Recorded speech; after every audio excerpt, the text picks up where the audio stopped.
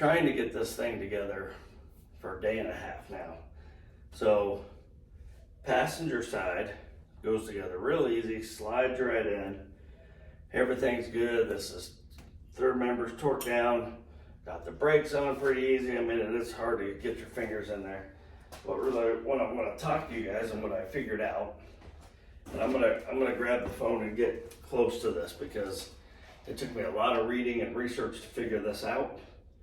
And I just want to pass it on because I can't find a lot of videos out, if any, on how to do it.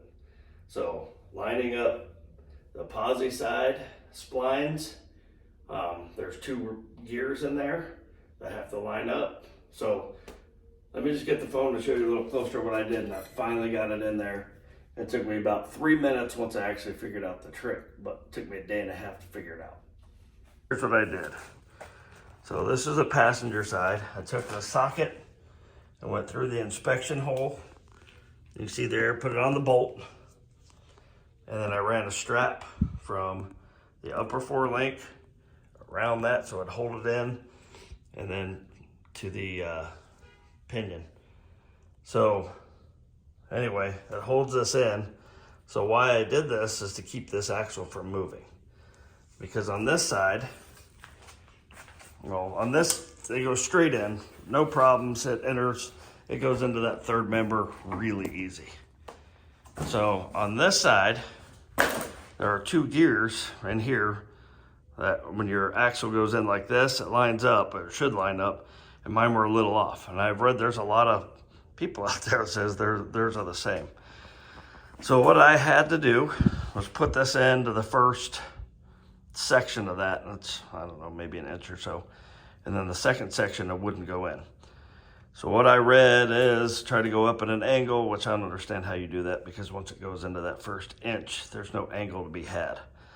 So what I also read is if you can hold this still or that still, usually it's a 2-person job, but I'm by myself, so that's why I did that. So what I did was I grabbed this, and you can see this is still not in all the way.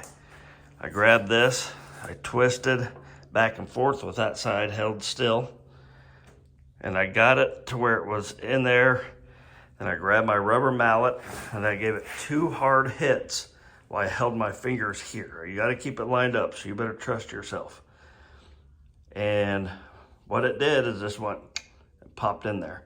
And then once it popped, I was able to wiggle it and back and forth and push it all the way in, which made it possible by holding that still. So I hope that helps you. I wish I could have found a video to show me how. I called Speedway, I called my buddy that's a mechanic. He gave me some ideas and I just couldn't get it.